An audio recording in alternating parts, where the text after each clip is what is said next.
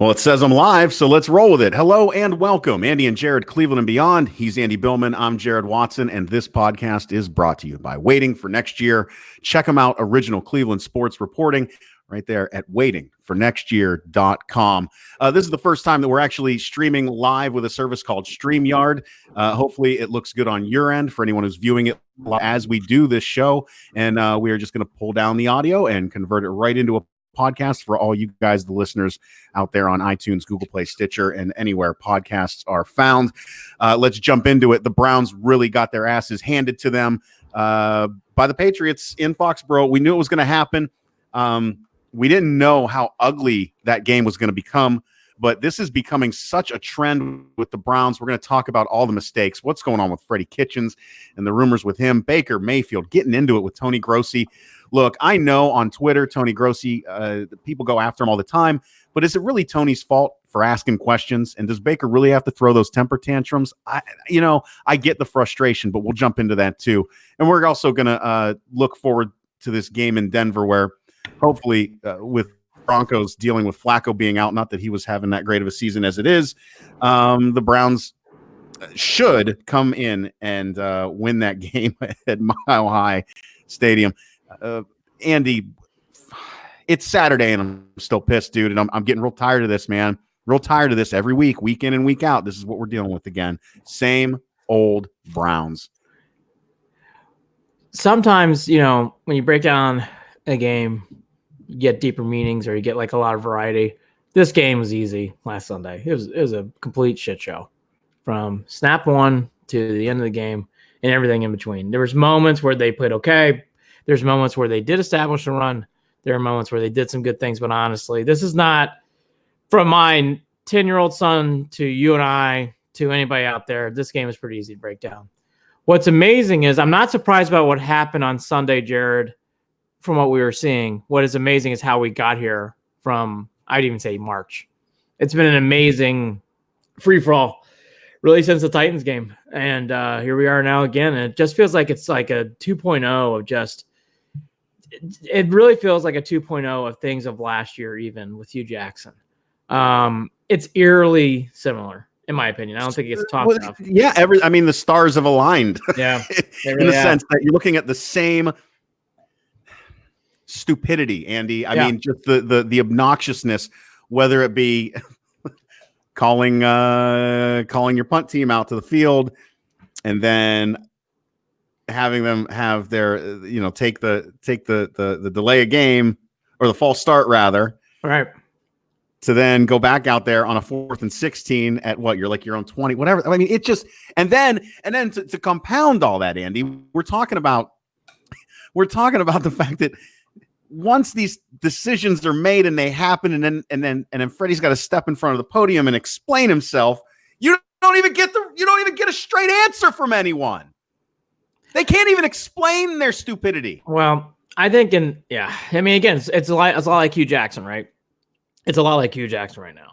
I mean, it just is. It just feels like the only difference is Freddie's taking responsibility. Right? I don't agree with that. You're right, because I will say this past week, that tide's kind of changed. I think it's kind of felt that way. I need to do better. I need to do this. I need to do better. Now I don't coach penalties. I don't coach blame. His fingers are starting to point. Yeah, he's starting to turn in that direction. He's starting to get real defensive. But again, I think in this game, again, it reminds me of Hugh Jackson stuff, but really the tone was set in the first quarter. And everybody talked about it this week in certain varieties, so we should too. I mean, in a driving rainstorm, your first 3 plays on offense or pass. I mean, in a driving rainstorm where passing is going to be tricky, you try to establish the pass start the game when you have Nick Chubb, who's been running the ball well all year. That really said to me a lot. And then from there, the turnovers, the Joe Bitonio cartwheel that knocked out the ball from Nick Chubb was fucking embarrassing. And that's like Bitonio's worst game of his entire career. He did. He played really bad. I mean, really bad. He for all the things people analyze about left tackle, left guard was the problem in that game, which is interesting. Bitonio has never stuck out. Boy, he stuck out on Sunday. He really played poorly. Hey, everybody has a mulligan. That was his mulligan game. for sure. But the 3 consecutive turnovers, that awful first quarter, it just set the tone for the day. And you can't even dig yourself out of holes, Jared, against the Titans like this to begin the season. You certainly can't dig yourself a hole, obviously, on the road against the Pats. Right. It's too simple. It's too simple. And the thing is that's really frustrating about that is this didn't come off a short week. This came after a bye week. This came after where the Patriots were on a short week. And still the Browns just didn't look organized. Didn't look, honestly, Jared, too, even when they were passing, they weren't really aggressive. It was strange. It was just a strange feeling. The Browns never went downfield the entire game. So it's like if you're going to pass and you're going to pass short, wow. Why even fucking pass? Run the ball. They went down the field pretty quickly on one play. Yeah. And then they fumbled. And they stripped. Yeah, I mean, Nick Chubb. I mean, poor Nick. And by the way, I'm sure you'll agree. Nick Chubb's fine. He just had one of those games. There's no. Are you kidding me? And I said this: the least of our worries. The least. I think Cleveland Browns social media posted something earlier in the week that I shared on our Facebook page, saying, Nick Chubb's looking to bounce back next week and make up, And I just said, Nick Chubb is the least of our worries. I'm not worried about Nick Chubb. Don't even bother with this article. We already know what we're going to expect and what we're going to get. Yeah, that was a waste of time. Please, just go away. Tell me what we're going to get out of Baker Mayfield, who's got twice as many interceptions as touchdown passes. Tell me that. Tell me what we're going to do in the red zone.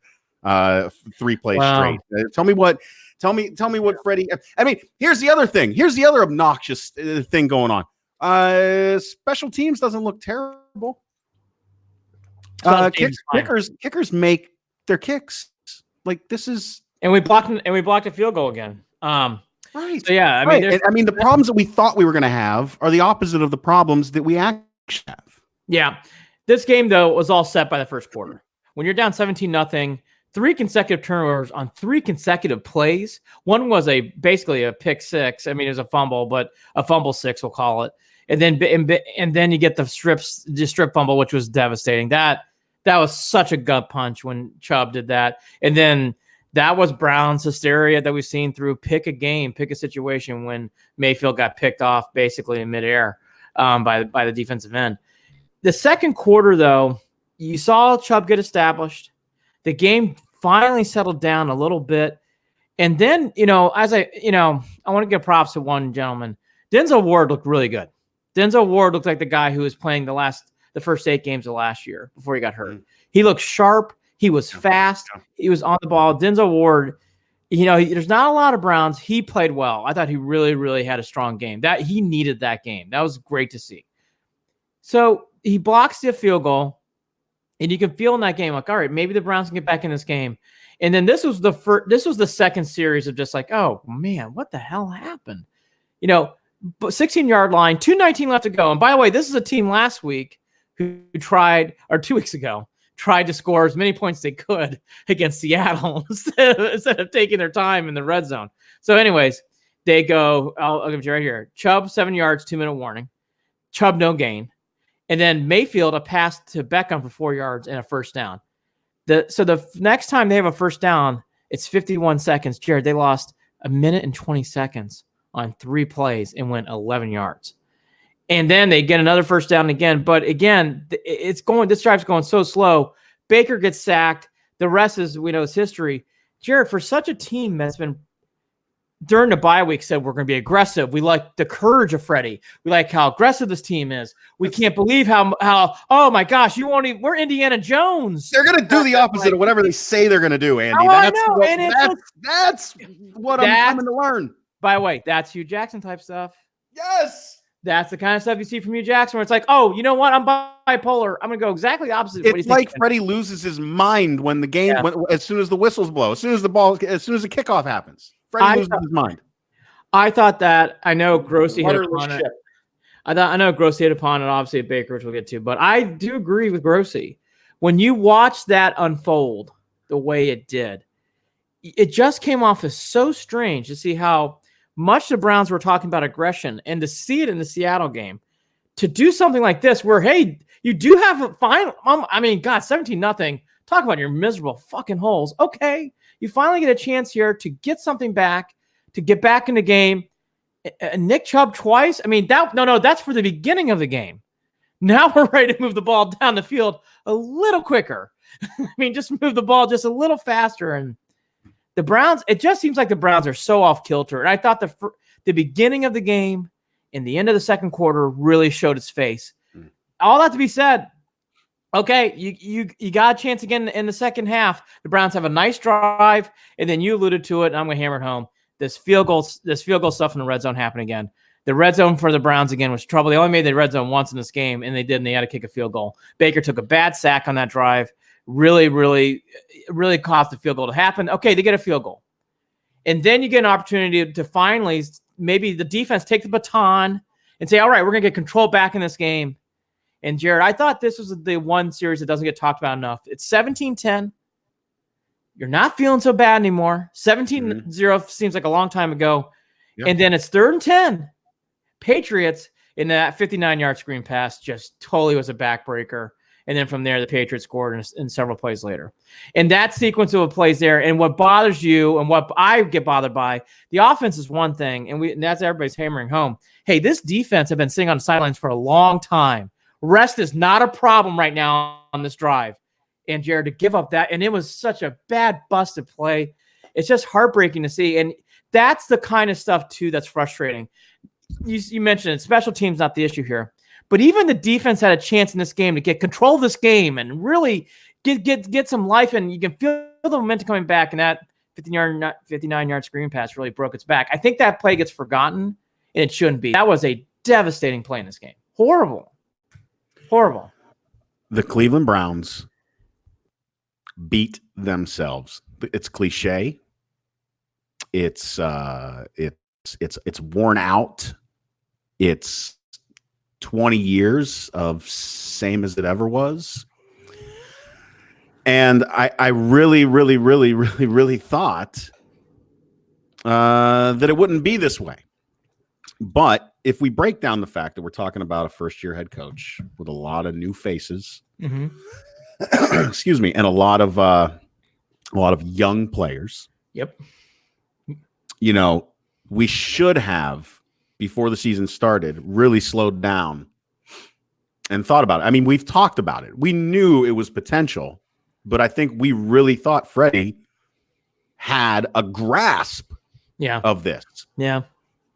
And he's starting to look lost. He's not looking like he's picking it up over time. Yeah. And it gets really difficult when you watch games like, I don't know, like Jimmy Garoppolo coming on, you know, playing his first full season and what they're doing out there, and a former coach, former coach from the Browns leading that team. Yeah, and honestly, and keep. I mean, it's so hard to watch what other teams do successfully. Like why?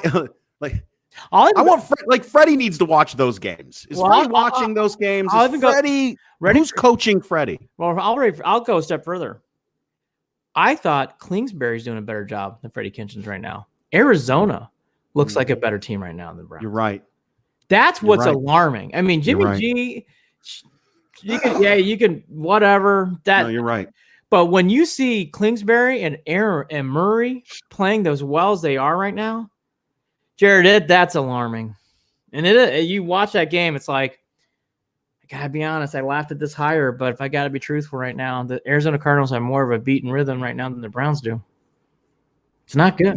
Never thought that was going to be said, did you? No. Oh, God, so wrong. So wrong. Thank God we didn't get quoted in an article. Shit, we did. But anyways. That's right. Nobody has to know about that. It's only national media, The Ringer. It's only Bill Simmons stuff. No one's read it. No. But all this fog's going on, you know, again, I that screen pass, though, has been forgotten this week. And that also really sums up the Browns. Yeah, because that was an opportunity for this defense to get control of this game again, harness it, settle it down. And honestly, it was lucky that White got caught. I think it was a dry track. White's gone because it was wet. White couldn't run as fast as he normally could, and everybody caught up to it. The other thing too in this game, and we'll get to all the other stuff that happened around it, was that fourth quarter sequence, which Freddie got hammered after the game as he should have. 4th and 11, Browns are going for a punt. You could just tell on TV it was a mess. It looked like people were coming off and off the field. Freddie goes, you know what? Just take the penalty. You know what? We're just going to go for it. And then he does go for it. Baker gets sacked. Of course he does, because that play made no sense to begin with. And that, again, was very Hugh Jackson-like, where players weren't confident to where they're going. No one knew what was going on. Freddie lost control. And by the way, his answer didn't even matter. His answer didn't even matter in press conference. Like, I heard that answer, I'm like, I don't even fucking care what he says. It made me forget about Odell Beckham Jr. running one back late and fumbling. That's true too. It was a hold my beer moment, is what that was for his own moment. It was. For his own moment. You think that was bad? Let me top my own stupid decision. And again, for people who didn't hear the answer, after the game, Kitchen said, I didn't want to use a timeout there. I wanted to go for it. Yet again, the punter, Scottish Hammer's on the field. So I mean, if you are going to go for it and your punter is out on the field, why not just do a fake punt? Oh, that's what I was going to say. I was going to say, might as well fake punt at this point. Why not? Freddie has lost. Look, he has an opportunity. We'll get to it at the end. He has an opportunity here, but boy, this was as bad as Steelers' loss last year with Hugh Jackson coming back to Cleveland. That's how bad this loss was. Mm. And then to the overall theme out of this game, false starts and penalties. I mean, again, it was a joke during this game. The first quarter, they only had one, and after that, it was gasoline on the fire bad. There seemed to be a false start in the second half. It felt like it wasn't, but it felt like almost every other play there was a false start on offense for the Browns. Mm-hmm. Every other play. The false starts are just becoming out of control. Oh, that's Freddie. Again, that's coaching, that's young, that's youth, and that's discipline. That's those three things. Freddie kind of came back saying, I don't coach penalties, so he's putting it on the players. So there won't be any growth in that, it sounds like. So the players are going to have to figure it out. Hopefully they do. I don't. Well, I will ask this question, Andy. I mean, what is the accountability factor here when it comes to those players? When it comes to those types of penalties? Because I don't know what is normally done. The punt that wasn't a punt. The false start and these motion penalties. No. Actually coaching. I see things in there that's coaching. I mean, that whole punt sequence. And some of these, like, there's too many men in motion, or there's not a guy who's starting at the line and stopping at the line. That is more coaching to me than what I'm seeing. False starts sometimes, it's probably more on the player. Obviously, holds and stuff are probably more on the player. But these other things you're seeing now, I think it's chaos that's coming onto the field. And by the way, we talked about this last year. You're seeing it. The chaos is spilling. It's chaos rolling off the field. Yeah. Oh, it's running everywhere. I mean, there's a chaos river running right through Berea. And I mean, it's doing great. It's going like that right river of slime in Ghostbusters. Yeah. 2. Oh, it is. That's what it is. And it's going, instead of going downstream, it's going upstream up to First Energy Stadium. Yeah. Right It's it's going right up. The Cuyahoga slime stream. Yeah, it really is. It's just amazing. That game though, again, I wasn't surprised by what happened. I'm not surprised we're talking about things like this. Not surprised they lost. Right? I mean, the loss is expected, but the how is you kicked your own ass. You did, but I'm surprised you're your own worst enemy. I'm surprised how we got here from August. I'm surprised how we got here from the summer to now. Like, that's what surprised me. Like, if I'm being truthful, I never at one point I looked at Cameron's just as big a fan as I am, my son, and I go, you guys start laughing because right now we're about ready to go through hell. Like, as soon as that second strip happened from Chubb, I'm like, it's out of control. This, I'm just warning you, it's not going to get better. And it didn't. And by the way, it didn't. And you could just feel that going throughout the whole game. And then it led to what you kind of initiated with Baker, with Grossi coming out this week. And again, Baker, I hope at some point realizes what he did was wrong. I don't think Grossi did anything wrong there. He was wanting to get an answer out of Baker, what happened on that drive. We went through the sequence on that drive. That end of the second quarter drive was a joke, and it needed to be just brought up again. If you want to nitpick, and if you want to find some fault in Grossi, I will say this: can Grossi be a bit of an Eeyore? He can, right? He can sometimes. Can he? I mean, I'm really trying here. To find fault. Can Grossi, did you like his kind of digs on Twitter after all of this regarding Jimmy Garoppolo and some of the things, right? So that's now here's like I said, I'm really nitpicking here. I'm really trying to nitpick. All right. Because the bottom line is Grossi's asking questions that we're all thinking. I am so sick of the fans. I get it. You want to defend your team, but you know what? Your team is playing like shit, and it's my team too, right? And we all care. So here's what I wrote on Twitter. Here were my thoughts about that whole incident, and I'm going to read it because I feel like it needs to be said because not enough people read my stuff on Twitter. Baker's frustrated, right? So are the fans, and yes, Tony Grossi doesn't play football. We got that, Baker, which is why he asked about the punt and false start, right? Insult that are cheap shots, right? You don't have anything else. Well, you don't play the game. Okay. Right. That's lazy, in my opinion. And honestly, has anyone ever seen anything like that, right? Never seen it before. I haven't. In 20 years of shitty football in Cleveland, I haven't seen it. Well, again, for a team that was so I'm not done yet. Well, for a team that was so aggressive the week before in Seattle, at the end of the second quarter, to be so passive and so laissez-faire, like, you know what?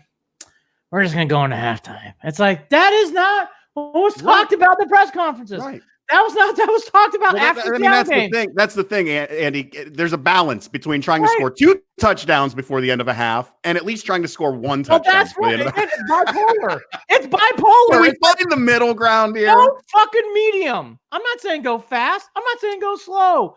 Go medium. There's nothing wrong with that. So continuing on Grossi, I said, that said, I'm a fan of Baker, and I hope that he and the team ball out in Denver.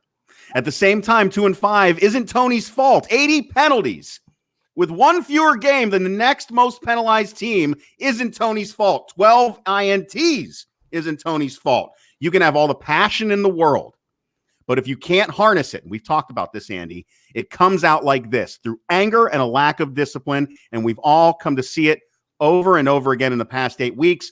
No one doubts that this team's passionate and that they've got drive, but there's clearly an issue with how that passion and drive is being harnessed and channeled.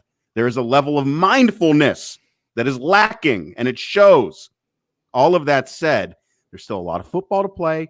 They can still weather the storm, but it's going to take some real, honest reflection and a true understanding of not only what the problems are, but how to legitimately fix them. Just being pissed won't cut it. Right. I'm going to pick off something that you said. I agree with. I have nothing wrong with what Grossi did, because I've been in those moments where I've had to do similar things in different interviews. I've interviewed over 200 interviews, and I've been in similar situations. It's not easy, and he did the right thing. You're not there to be friends. That's right. It's also fair to say this too, and this is where I don't understand this bipolarization of social media and whatever else. I don't agree with Baker, but that doesn't mean I don't like Baker. I like Baker. Correct. I still want Baker to do well. Correct. I think Baker's going to get out of this, but he had a bad day on Wednesday. That's okay to say too. And that's where I don't understand this extreme bipolarizations of like, oh, you're either on Grossi's side or on Baker's side. Like, no. I love Grossi. I think Grossi was right. I think Baker was wrong, but I'm still on the Baker bandwagon. I believe in Baker, and I think Baker's going to be fine. But he had a bad day, and that was not handled well. And by the way, it really put Grossi in a comfortable situation. I felt bad for Grossi. I do know Tony, and I like him a lot. He's a really good guy, and I felt bad. Well, I really felt bad. The bummer of it is that there were a lot of times where you can see Baker throwing jabs since them. That's been their dynamic, and it's been okay because I've always thought it was in good humor. I think it was too until Wednesday. I thought Wednesday was different. I mean, Grossi would know better, and he had a wonderful article that anyone could read on the Land on Demand that really explained it. It was really they'd rather not read it because they'd rather be pissed at him. And oh, by the way, it's not behind a well, paywall. I mean, they did actually post that article. You don't have to pay for it, right? And by the way, that's what's kind of gone on in social media society right now, where people don't want to be really taking in everything and making a good judgment. Or I'm not saying everyone does this, but there's too many times where people get way too defensive or way too sensitive about certain things, and you're not taking an overall better look at the situation. And that definitely happened here. Tribal and animalistic behavior. Yeah, just it's funny. All the technology in the world, and we revert back to the lizard brain. No, we do. I mean, it's like smelling blood, shark, eat the chum, spit it back out, go for more. Alligator shark mentality. Like keep eating until you eat more blood, and until then it's over. All that to be said, because we're going to get into this more. We're going to do another podcast on Sunday night after the game. The big thing that I think that went into this, Jared, that you hope, which I think is the last topic we'll get into before we get into the Bronco game, was this rock bottom. Did we finally, as a Browns fan, hit the end of the filter where it's like, all right, Baker called out Grossi. That was a shit show in Foxborough. This has got to be the bottom, right?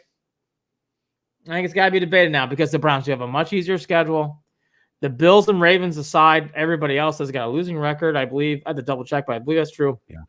So and they have 5 home games outside this one in Denver. So they'll have after this game in Denver, 5 home games, 3 road games left. So a whole lot of home games coming up. It's all set up. But Jared, nice to get a first win in First Energy Stadium for. How about a home win, right? So I guess brought up again. Was this rock bottom? And I gotta be honest with you, I don't know. I usually try. Isn't that awful? No, I don't know. I have no idea. I think this Denver game is going to look like the Jets game. Yeah, I do too. I mean, look, let's break down the Broncos quickly. Flacco's out. Jared alluded to at the top. That's a big. Josh Allen's never played a game. Is that Josh Allen? What's his first name? Is it Allen? Well, yeah. I know, right? He's been in for 7 seasons. It's not Josh Allen. It's not Josh Allen. Hold on, let me. 7 seasons, right? This is how little. He played. I know he played for Arkansas. Hold on, let me get his names. It's gonna drive me crazy now. Broncos QB. Brandon Allen. Yeah, he did play for Arkansas. I remember he played for Arkansas. Arkansas. All right, Arkansas. Going back to this, though, so you have all that. The other Chubb is out for the season. Von Miller has been playing better as of late. They gave the Colts, who are a good team on the road, a good game. They have really the Broncos. Hasn't Von Miller been sitting out this week though too? He's back. He is back. Okay. He practiced. He's gonna be in the game. As I checked yesterday, and I'm like, oh, he's been practicing. So he's back. By the way, outside of Randall, there's really no huge injuries for the Browns. Randall, I don't think is going to be playing unless something miraculously happens. No, safety issue. Murray, right? Murray too. All that to be said, you go in there to a new coach too. The Broncos have lost a lot of white knucklers in this year. Wouldn't be surprised if another white knuckler. But you have to think, Jared, again, paper. Outside of Von Miller, because Von Miller can win a game. He can't. I don't see it. I don't see how the Broncos can win this game. Kareem Hunt back this week? Huh? Kareem Hunt back this week? Bills. All right, got it. I didn't look. Bills. See, I didn't look. I didn't look because I don't want to look at anything when they have these losses. I don't want to do any. I don't want to hear anything. I don't listen. I mean, I say this all the time on the podcast. I don't want to listen to Cleveland Sports Talk. I don't want to talk about it. I don't want to see it because to me, here we are again, Andy. Like I feel like Groundhog Day, my friend. Over and over and over again. This feels like, aside from the firings, what it was like Steeler Week. The end of the Patriot game was that bad. It carried. It has sunk. It has not gotten better. It feels like last year all over again. It feels exactly like last year all over again. And really, what are you changing in 7 days? I don't know. This is when you've had 7 weeks. Yep. 8 weeks. Yep. So I've been back and forth. I know. Browns win 10-7. I don't know. Browns win 12-8. 8. Yeah. I have a feeling it's going to be a strange low score. I'll give the Who Browns has more turnovers in the game? I'll give the Browns 13-10. Browns. And if Flacco was playing this game, God, kill me say it. I think the Broncos would win. But because Flacco's not playing, I do think you know why? It's as simple as Flacco knows how to beat the Browns. I know. I think he would have beaten the Browns. I do. But he's not. Here's my last thought on this whole thing, and then we'll do a recap Sunday night after the game. We'll get into the Buckeyes. We'll get into the Irish. I'm going to go on a rant about reigning coaches and all sorts of things. That'll be fun. We'll talk about the World Series a little bit and the Cavs. We'll do all that on Sunday night. The real quick thing, though, about these next 3 games, Broncos, Bills, Steelers, all these are separate events to me. I think all these games are separate events where I don't think momentum of a win carries over to the next game. I think these are the 3 games that determine a lot of the fate of the future of this team. And again, if they beat the Broncos, I don't think it carries to the Bills and so forth and so on. The only game that's the game that you're going to win is the Dolphins game. That's after the Steelers. You are going to win that game. So if the Browns could ever get some momentum, they have played one of the hardest schedules in the league up to this point. They have. I forget where they rank. It's either 1, 2, or 3, and I don't remember off the top of my head, but I know it's in the top 3 or 4. Right. Can they use this? This is not a good team. Now, are they competitive enough to beat the Browns? Yes, they showed that. They almost beat the Colts in Indy. They can win. The Broncos can win this game. House of horrors for this organization still. Even with the Peppers play from last year, it's still a house of horrors. But can the Browns get this win, gut it out, then take on the Bills, somehow figure that out, and then beat the nemesis, the Steelers, on a short week? Jared, if they can somehow just get through these next 3 games, the Dolphins, and then you're off and running in those last few games. I think that they can. I don't think they're going to beat the Bills. I'm going to say that from now. Now we'll see. We'll see what we get. I mean, because again, bipolar. I got to see what happens. This. I think, but I will say this. Even if they struggle through this game, they lose to the Bills, and they struggle through and beat Pennsylvania. Mm-hmm. You're talking 2 out of 3, and you've got to win. You can maybe lose one more, and that's only if the Ravens isn't that loss. Yeah, I think the Browns need to win all 3. I don't think there's any more losses to be. Oh, yeah, you're right. I mean, they need to. They need to win. But if they don't, the door isn't closed, is what I'm saying. I actually think it is. I'm actually saying it is closed. They got to win these next 3. Okay. Because I think they'll beat the Dolphins. And if you get back to 6-5. Well, where does that loss come in then to keep you at 10-6? Again, that's the benefit of winning these next 3 games, right? Because even if 10-6, I don't think that you can't lose to the Ravens. You cannot lose to the Ravens. Probably not. Actually, that's the one hole that I do agree with you about. They dug themselves such a hole here, Jared, that they have to win the Ravens game now. Have to. At least it's at home. Actually, I think that matters. Actually, you can make an argument they might have to sweep out. And that means sweep out the division. Steelers, Bengals, and Ravens. I'm not worried about the Steelers at this point. We'll see. They've been tricky. I am fragile about that team. They just, I don't know. I'm a wounded Browns fan about the Steelers. They never win that game. I'm a wounded Browns fan about anything. Yeah, I am too.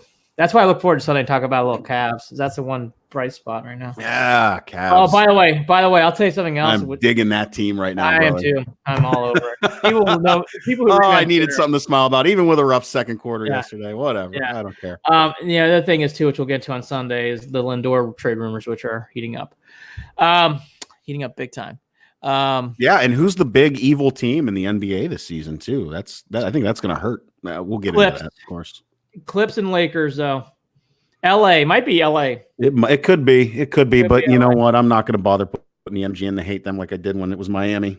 That's gone. Oh, that's gone. We talked about that. That stuff's gone. So to recap, there were plays. Again, Jared and I both agree. Are we surprised that the team got here after we saw last week? I'm not. No, I'm surprised how we got here from August. I'm also surprised 7 games in feels like 7 games in from Hugh Jackson last year. It feels exactly the same. In fact, there's really little difference. Chaos is spilling on the field. We're kind of just running around. One week we're aggressive, next week we're not. You pass in the rain. It's just can't figure this team out. Defense has a chance to take control of the game. They can't stop a short screen pass. It's been the only thing that gives this team benefit of a doubt. You have a first-year head coach who had a very, very hard first half of the schedule. Maybe the relief of playing these crappy teams gives the Browns what they need, and I think it's in play. Jared alluded to it. I know he doesn't agree, but I do think the Browns need to win these next 3 games. I think they don't win these next 3, they don't make the playoffs. They have to win all 3. Have to. They've dug themselves quite a hole here. Let me clarify. I don't think they win I don't think they win the next 3. I'm not saying they are. I am game by game right now. I am game by game for these next 3 games. You're right. We've talked about. We talked about it for a week. Let me watch watch the Bronco game, and then you'll come back and ask me. I have no vibe. This Bronco game. If we do this podcast on Sunday night and the Browns lose, I'm not surprised. I'm surprised. I'm saying that. Oh boy, if we do this podcast and come on live on Sunday night and the Browns don't win, boy, mock drafts. It's gonna be a fun show, brother. It's gonna be a fun show. How did we get here from fucking August? Unbelievable. You're lucky you're a Buckeye fan. By the way, Purdue's up 14-10 on Nebraska. Yeah, I know. I don't have anything to do today. I'm doing I've got, as soon as we wrap this up, I got birthday party to plan for. I've been shopping all morning with my daughter. She's 9. Happy birthday, Anna Molly. And my son is probably can't wait until we open up all the snacks for the party so he can shove his face in. Oh, by the way, that's the best part about the parties for your sister. And then, yes, we should wrap this up. So I got a 6-year-old soccer game. He plays on the Cheshire Liverpool team, and they're wrapping up a strong year. Okay. Didn't keep record, but, strong year. Hey, shoot us an email, andyandjared@gmail.com, andyandjared@gmail.com. Follow us on Facebook. You're watching us right now live, broadcasting maybe. Maybe you're not. Maybe you're listening to the podcast. Facebook.com/Cleveland and Beyond. On Twitter, @CLE and Beyond. Remember, you can subscribe to the podcast anywhere podcasts are played. Google Play, Stitcher, iTunes, all that good stuff right there for you. This podcast, Andy and Jared, Cleveland and Beyond. We're brought to you by Waiting for Next Year. Check them out. Original Cleveland sports reporting at waitingfornextyear.com. And of course, streaming live to you via StreamYard. I'm really digging this new setup, Andy. I think we're going to have a good time with this. Make it a little more interactive once people catch on and start watching. And when we plan these things out and schedule them and let people know when we're going to be doing them live. So there we go. We'll talk to you all Sunday night. Go Browns. Let's beat those donkeys. Let's get a big win. Need the win. He's Andy Billman. I'm Jared Watson. Andy and Jared, Cleveland and Beyond. Go Browns. Go Browns. Fuck. Please. Please win. Please.